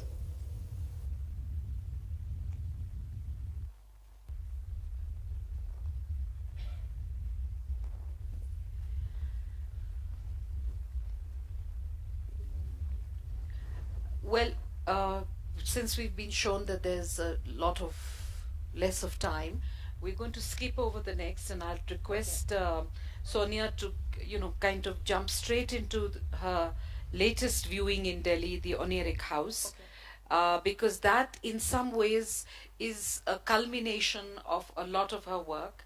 It has sound, it has video, it has text, and I think in some ways it also shows the beauty, the ephemeral beauty in her work, but which is always kind of underpinned with a whole sense of this disquieting confrontation and a kind of saying many things in a very concerted way. So I think, Sonia, that would be a nice way to kind of let the viewers. The last, yeah. the last thing that I will show Yeah. you.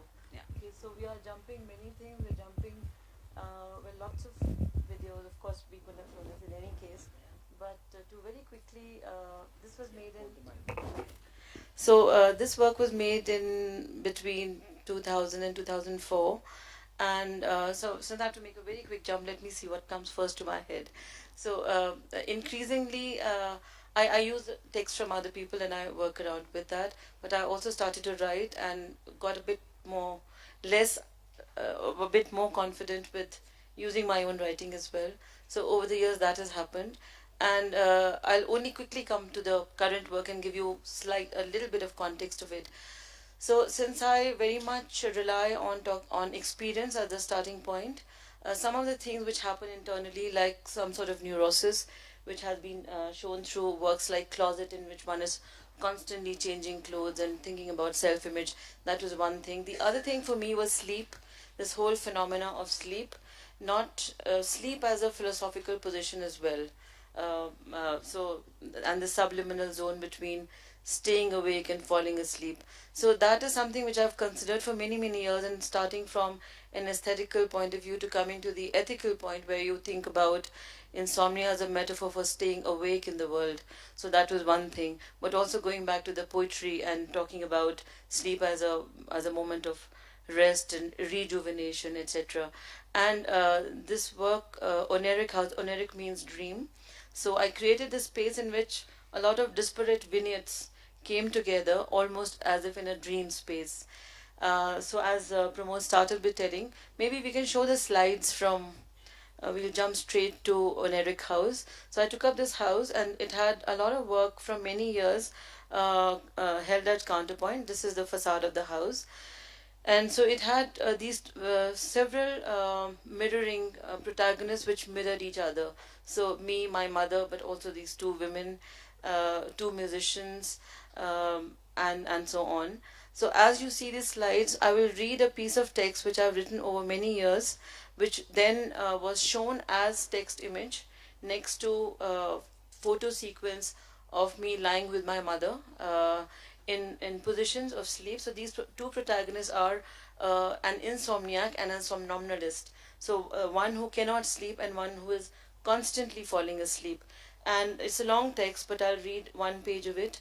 So this is how it reads. This is how actually the way it was read was, it was actually shown as text. There was a video showing just text in a room, where the other video was these two very slow motion dissolves of these photo images.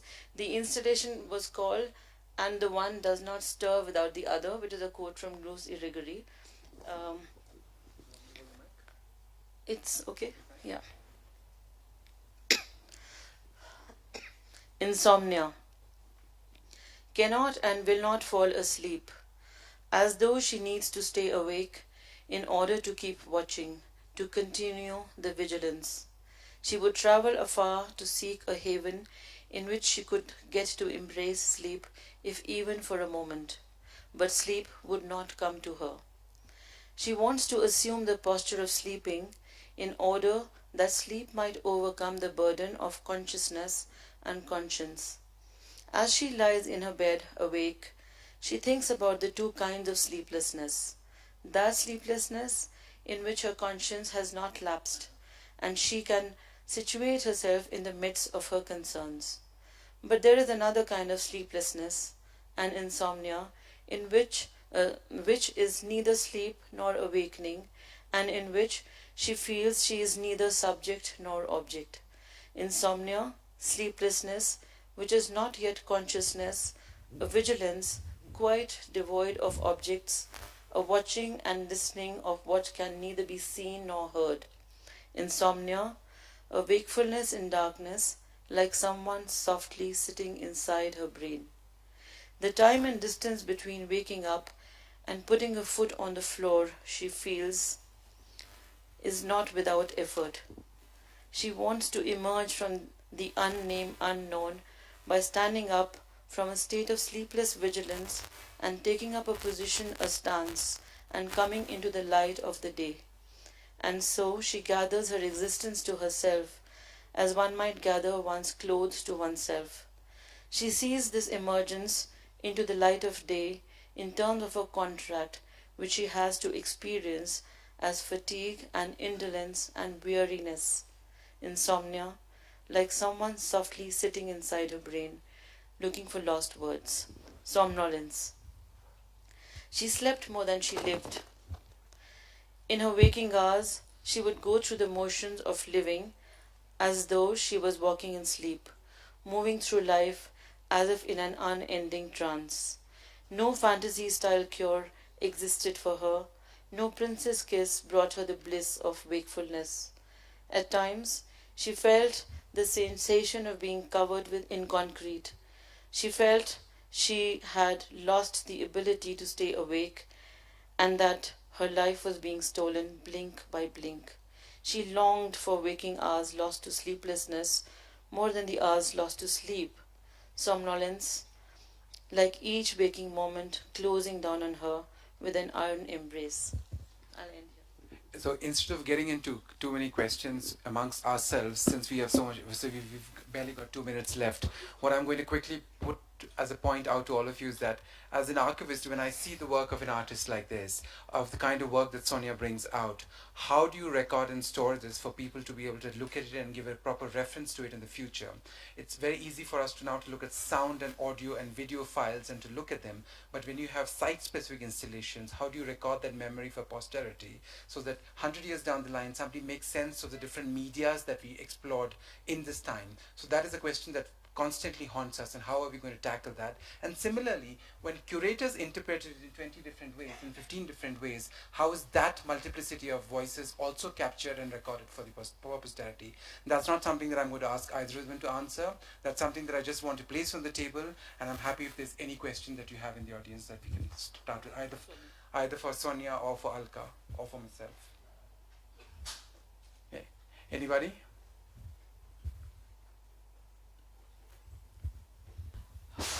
Okay, you seem to be influenced by the French feminists, and because this emphasis on body, and it is not there in the American or the British feminists. So, do you see that the body is what the self as physicality? The body is more expressive of our space, our existence, and that is what you want to express through your visual art, that the body speaks more than the voice or our social connections?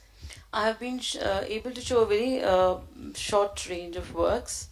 I do not think that it is only French feminism which addresses the questions of body. It is issues of body and pertaining to corporeal reality have been tackled across board also by Indian feminists, by everyone. It is very much the lived reality. So I'm just quickly answering your question. And also for me, I think my early reckoning was of phenomenology, of situating myself somewhere. So in the first reckoning, I was more aware of the corporeal self. And then slowly I started to think about self and selfhood and becoming. So that was the kind of trajectory. I have to tell you very clearly that I wasn't consciously quoting or even being informed by French feminism. It could seem so by some of the work, by of course having read Lucy Gray, but I also read Judith Butler. But all this happened much later. The work happened quite instinctively and intuitively, thank God. And it was only later that I then became aware of or got in conversation with theoretical, with theory or with feminist theory. Does that answer your question? Any other questions? I think we've done. I'm so sorry Thank we you had very very much. little time and we couldn't really show too many of the other videos that we had planned, but I'm glad at least you got a taste of Sonia's extraordinary work. And I have to thank both Sonia and Alka for being here today and trying to explain how new media is being looked at across the world and to see if there is perhaps a movement of the same happening here in Bhutan. Thank you very much.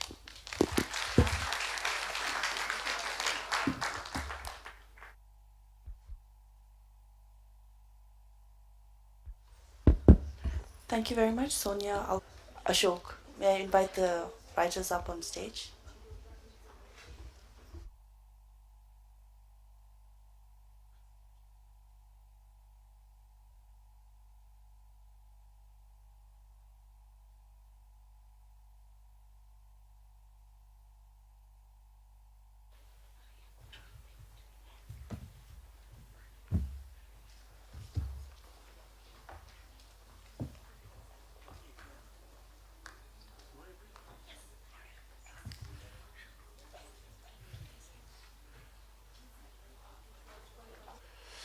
Who 1.5 books I have read. One, because I got hold of it earlier, Literary Miniatures. The second one, which I bought here, her biography of Ishak Singer, which I have read only half. And the third one, which I bought, is a novel which I haven't read. But what struck me about what I have read, unlike Sonia Khurana, who's using her body, herself, to make a statement about the world, here is an author who's, in a manner of speaking, preoccupied with others. So this book of literary miniatures have a large number of interviews that she carried out and published in Le Monde, the prestigious French daily. And there's a biography of another great writer, Nobel laureate, who lived in America for the rest of his life, having fled from Poland. So both are others. And, well, one of your interviewees, Applefield, each person is actually several. Within us lies the memory of beings we have not been, situations we have not experienced. Writing enables us to reach them. It is an extension of ourselves, like prayer or sleep. Now, you tell us, how did you get into, there was a mention of that sleep. Yes. So there is a kind of an unintended logical sequence. So. Very logical indeed, and I was very, very much interested by Sonia's presentation, and I think there are many correspondences, but we'll discuss this later. Thank you for your generous introduction, Ashok. And yes, I am interested in the others when it comes to my literary journalism work. Whereas the novels, in fact, are much more focused on an autobiographical dimension, at least as a point of, as a starting point. But let's focus on since this is the theme of the session on this book. Why the others, and why be interested in their lives? You mentioned Isaac Singer. And he had this line, he hated biographies, and he used to say that it's not the writer who counts, it's the work. But he would put this in a much better line. He said, in fact, when you are really hungry, you don't care about the life of the baker, you want the bread.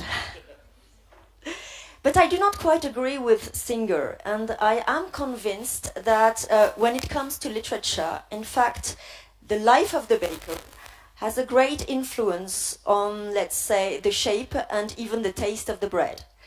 I noticed that most of the time, a great writer is driven by what could be called primary emotion. It can be, it's a kind of essential feeling. It can be a feeling of anguish, of anger, of frustration, a feeling of shame, an obsession, a fantasy, a feeling of jealousy, humiliation, anything, but something which is there from the beginning, a kind of want maybe, but want is not, it's not only that, because it can be seen at the same time as a want, something that generates suffering, black hole, but at the same time it's a gold mine, because this is where inspiration comes from. So it really appears to me that all the books that the people have interviewed there, and you quoted Appelfeld, but there's Bellow and Delilo and Gordimer, Nadine Gordimer, Milan Kundera, plenty of them, Mario Vargas Llosa, they always go around and around the same kind of obsession. So I was telling this one day to Saul Bellow, which I interviewed in Vermont, and I was telling him that I could visualize this thing, which this black hole. And I said, it's like a ball, like a tennis ball that we would have here.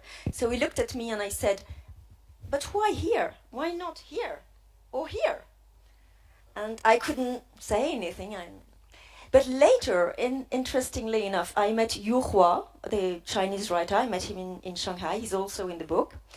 And he said, you know, what's interesting with your tennis ball thing is the ancient Chinese, they have in the art of Qi Zhong, well, okay, now I'm not quite sure about the pronunciation of that, but they have something called Tan Tian, and they also visualize it as a ball, and it's there, and it's at the same time sacred and secret. So what you're probably trying to find out is the secret strength that drives us all to be creative. Yeah, but I mean, you know, when you talk to a writer and you try to get at a central, shall we say, a central theme or a central passion which drives that writer, maybe this is reducing that writer, because fiction writers, more so than poets, have to become many other characters. So they have to have a whole complex number of emotions to be handled as competently, as imaginatively, as sensitively, as inventively as they can. So to say that there is some core, maybe simplifying a writer, and you don't do that in your interviews, but and you're not exactly saying in your interviews that they have this passion or whatever the central thing. It's very true, I know what you mean. It's not about, I do not, of course, want to reduce the writer. I want to touch the zone the ball. where it's vital, where it's alive.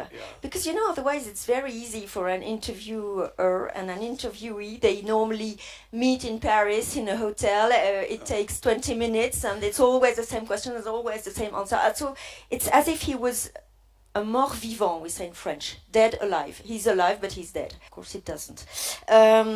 So I was asking him how he joined the MI6, and he says, for me, that was a refuge. So I say, a refuge?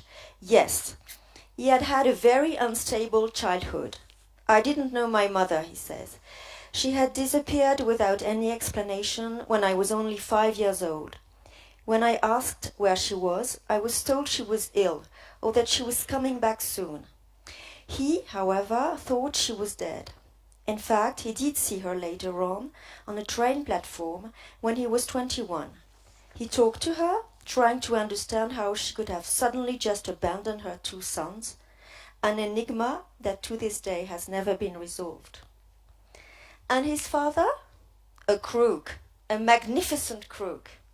A brilliant man, well-intentioned in Singapore. He knew 1,000 tricks to cheat his lenders and invented stories worthy of the best detective models. In A Perfect Spy, Le Carré describes a moment that sums up his father's behavior exactly. They were going to the seashore in his beloved Bentley, and his father was horribly drunk. Suddenly he stopped and suggested they lie down on the car's roof in the moonlight. They talked about his schoolwork. Now, that was his father. Le Carré was also fascinated by the dozens of names his father had, which he would frequently change, the way he changed women. Le Carré thinks this is where he acquired his taste for pseudonyms. How did he choose his pen name? Walking in front of a shoe repair store, he says. I asked Le Carré if he thinks his childhood contributed in creating his spy personality. He says he always felt he had been born in enemy territory, that the family home could at any moment be invaded by the police or tax agents. His childhood was in fact quite rich in a certain way, even unbearably rich, because it was filled with never-ending uncertainty. They had to constantly be on the alert, uncover lies, scams, decode the true meaning of what people said. He had to pretend, in front of others at school, to be a normal middle-class boy. Early on, he developed a great skepticism with regard to everything he was told. He knew that adults were dangerous people, they couldn't be trusted, and that it was better not to have anything to do with women, because one day they would leave you. As a matter of fact, his female characters are rarely positive figures. He says that, curiously, when he was very young, his mother's disappearance had a strange effect on him. He doesn't remember having cried or missed her. It was as if it was frozen inside. He and his brother grew up in a boys' boarding school, so he had no experience at all with women. As far as females were concerned, he had to teach himself. His first marriage at 23 was a disaster.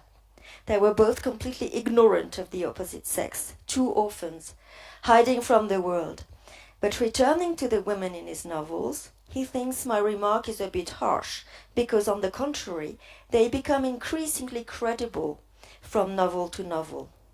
Credible, perhaps, but likable. If you mean lovable, then no, not yet. But I shouldn't worry. There will still be time.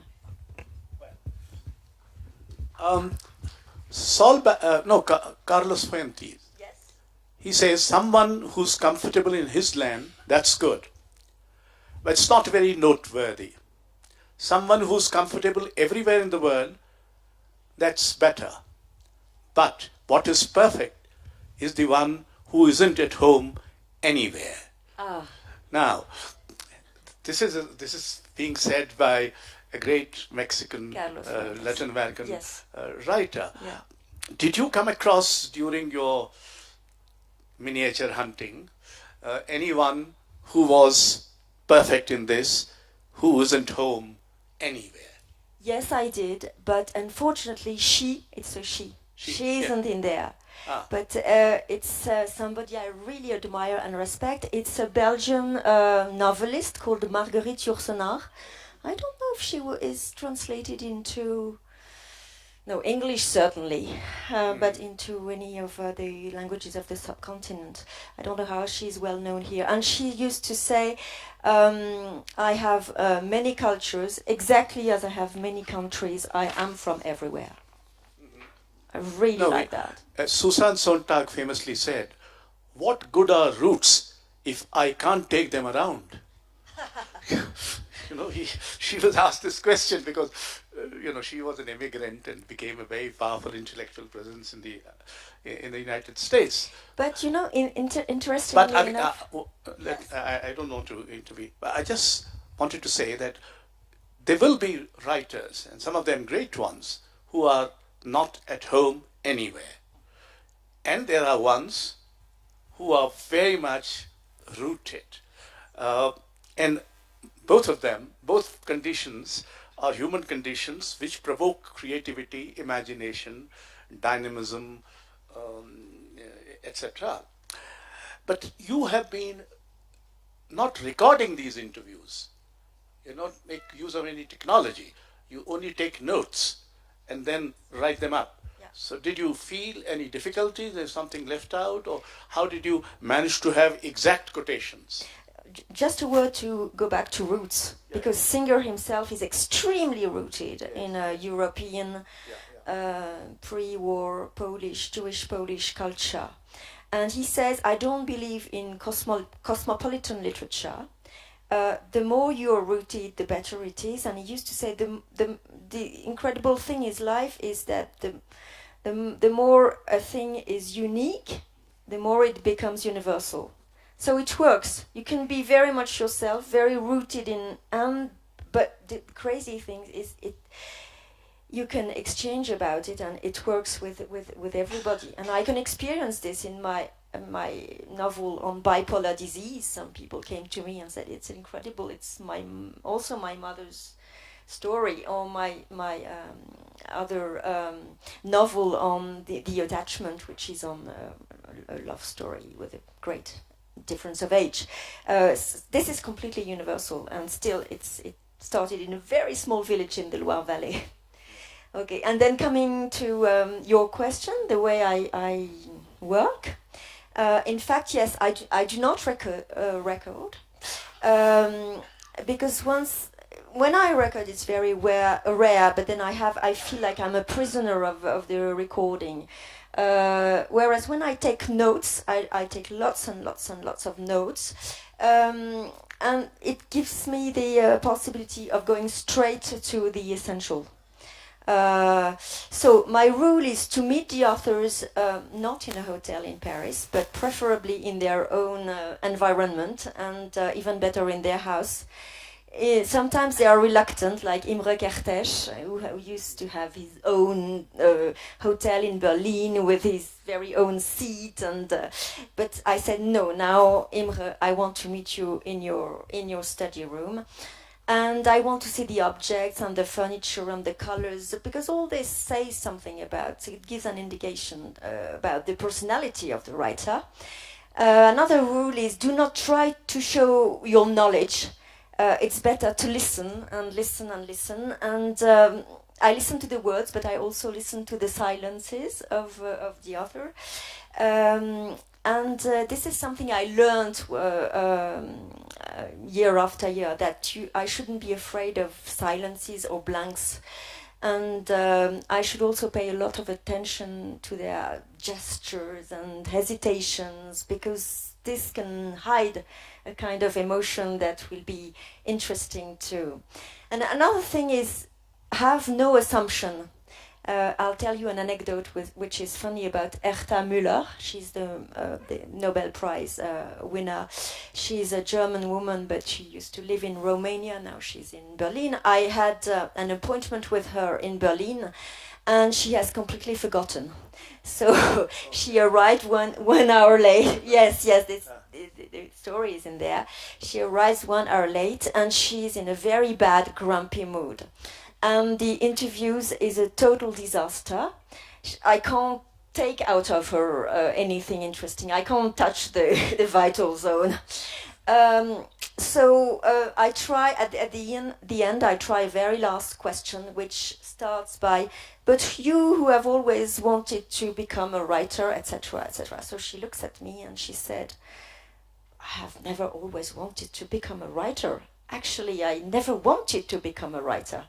So this is the kind of assumption I'm talking about. I was convinced by that. So I said, "What do you mean?" And she said, "No, I've always wanted to be a hairdresser." But I'll tell you what she said exactly. It was impossible in Romania because hair salon, do you say the hair salon, were closely watched by the secret police, the Securitate, and there were very influential places. This is why they were watched.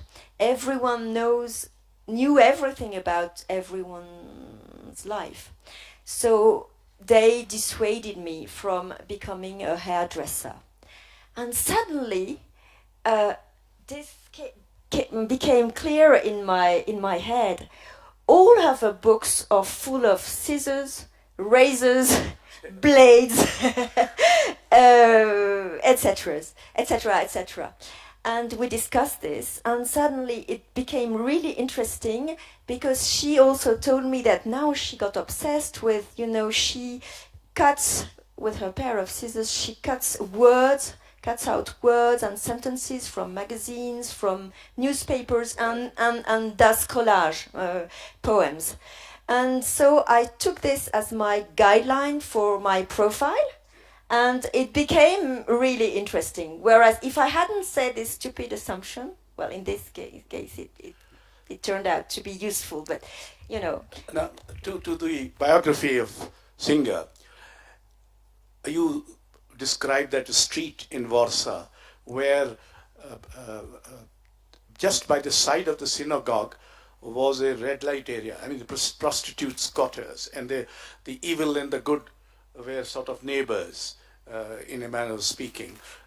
And you describe that in great detail later and all that.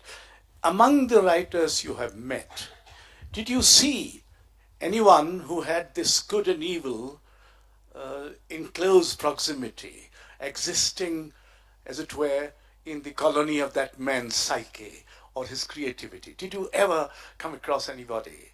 Well, it's a tough question because my conviction is that we have two hemispheres in the brain. And yeah, of course. One is related to evil and one is related to good. I don't know. This is at least what I thought until yesterday, where I met a lama at the dinner. And he said to me, oh, it's not that at all. You're completely wrong. You should take lessons from me, but that would take too much time. Yeah. And I'll tell you what the truth is. But until yesterday, I was absolutely convinced that both, black and white were completely intertwined like this, especially in writers' minds. Not you? Aren't you? You asked Herta Müller, and she said, I never wanted to be a writer.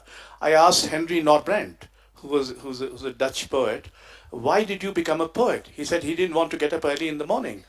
So everybody looked at this and says, what? He said, in every other job, you have to get up early in the morning. But if you're a poet, you don't have to get up early in the morning. You can wake up leisurely and do things. So people become writers for all kinds of reasons, from hairdressing to not getting early in the morning.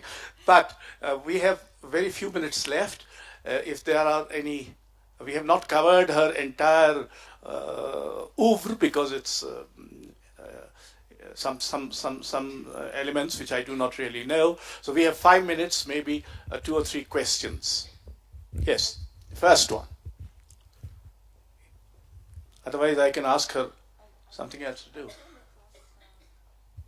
I came across something that I thought would please you. Yes. Because it's, for me, it's like... No, what displeases me is none of your interviewees is a poet. They're all fiction writers. Yes, I know. I mean, the poets are not, these are the kind of species of animals which are not looked at by people like you, but no, I'll leave it for It's not that. It's out of modesty because I think poetry, it's too difficult for me. There was a lady who till yesterday told me that she reads a lot of fiction and she stopped reading fiction. Now she reads non-fiction and travelogue.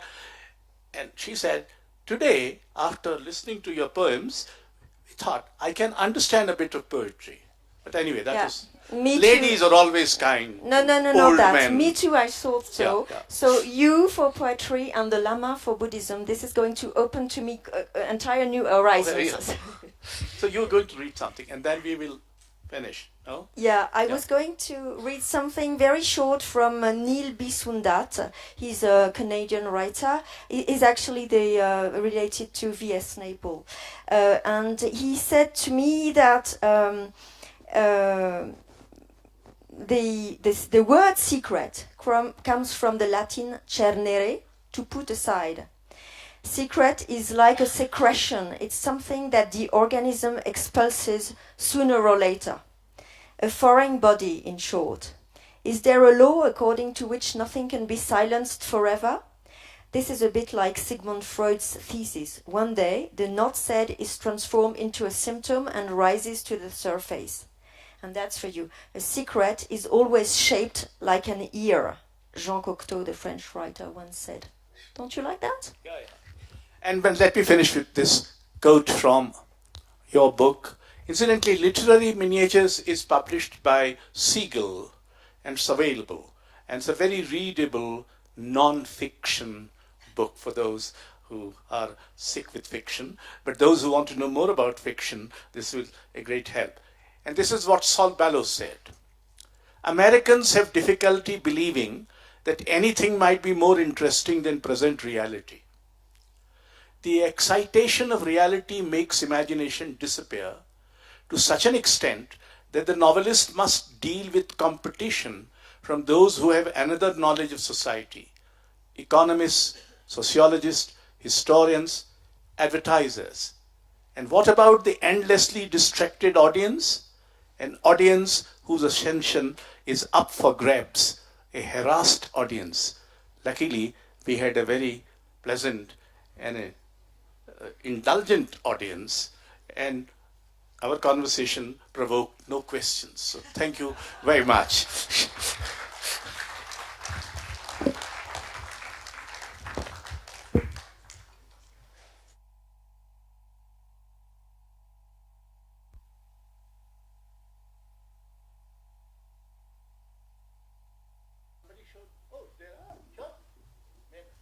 But I thought there were no questions. You need?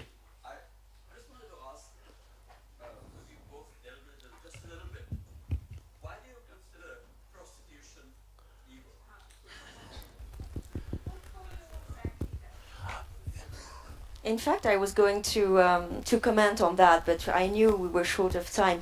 In Singer's conception of life, women, all type of women, are completely part of the vital energy of life, and they're not at all evil. And when he was young, he had a sudden revelation in his brother's studio. At that time, the brother was a painter, and he said, "I want to serve two idols in life. I want to serve literature and women." Yes. And he very well managed to combine the two.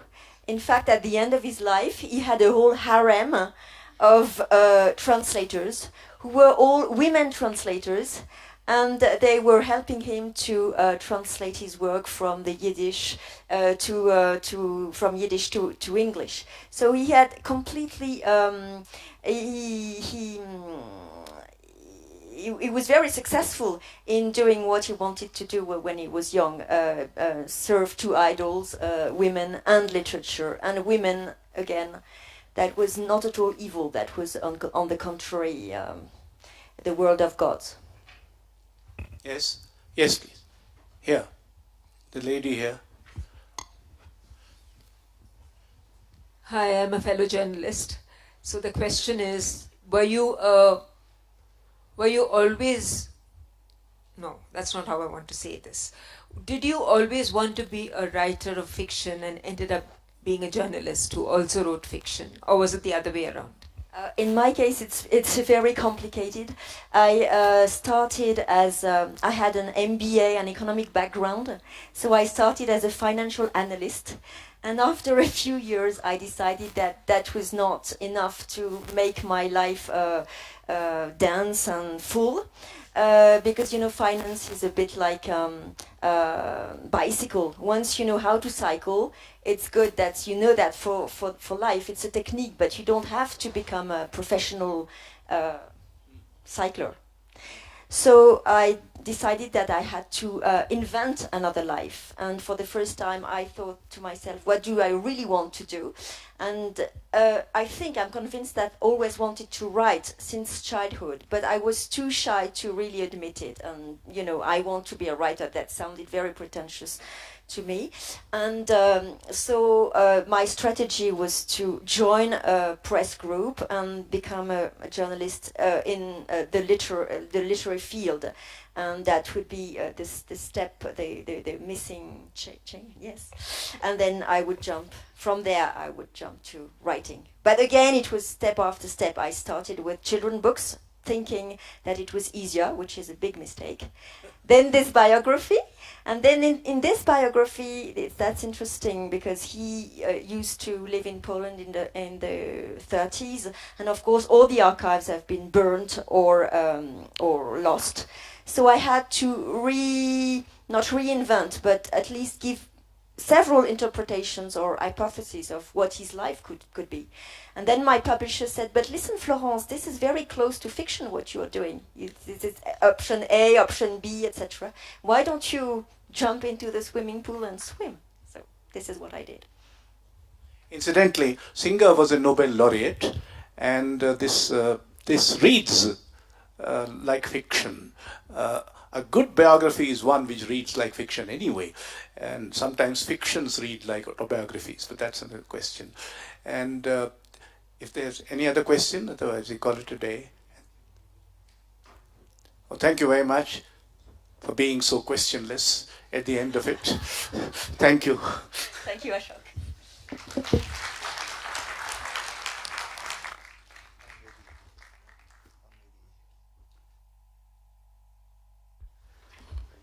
Thank you very much, Florence and Ashok. Lunch for the speakers will be in Taj Tashi. Your cars are waiting for you, and so is the bus. So we'll see you at Taj, and the session will start exactly at 1:30. Thank you.